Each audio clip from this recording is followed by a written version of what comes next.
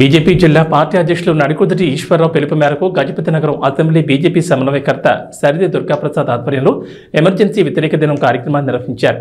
ఈ సందర్భంగా సరిది దుర్గాప్రసాద్ మాట్లాడుతూ 1975 జూన్ 25వ తేదీన నియంతృత్వ ప్రధానమంత్రి ఇందిరా ఫిరోజ్ ఖాన్ గాంధీ భారతదేశంలో జాతీయ అత్యవసర పరిస్థితిని విధించి 50 సంవత్సరాలు పూర్తయిందని, ఆ గజపతి నగరం ప్రాంతానికి చెందిన ఆర్ఎస్ఎస్ జ్యేష్ఠ కార్యకర్త అయిన డాక్టర్ కృష్ణారావుని వారిని వారి స్వగృహం వద్ద కలిసి అభినందనలు తెలియజేసి పూలదండలు వేసి సాల్వాతో సత్కరించడం జరిగిందన్నారు।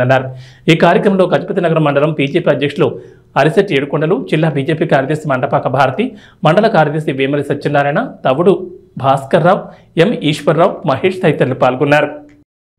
ఈరోజు గజపతి నగరం నియోజకవర్గం భారతీయ జనతా పార్టీ ఆధ్వర్యంలో డాక్టర్ కృష్ణారావు గారు, ఆనాటి రాష్ట్రీయ స్వయం సేవక్ సంఘ్ బాధ్యులు, గజపతి నగరం నియోజకవర్గంలో రైటిస్ట్ భావజాలానికి ఇవాళ ఆద్యుడిగా ఉన్నటువంటి డాక్టర్ కృష్ణారావు గారికి వారి యొక్క బృందం అనేకమైనటువంటి ఆనాడు 1975లో జూన్ 25న ఇందిరాగాంధీ నియంతృత్వ వ్యతిరేక భావజాలాన్ని వ్యతిరేకిస్తూ ప్రజాస్వామ్యాన్ని కాపాడాలనేటువంటి ఉద్దేశంతో అనేకమైనటువంటి రైటిస్ట్ భావజాలం కలిగినటువంటి వ్యక్తులు పోరాటం చేయడం జరిగింది।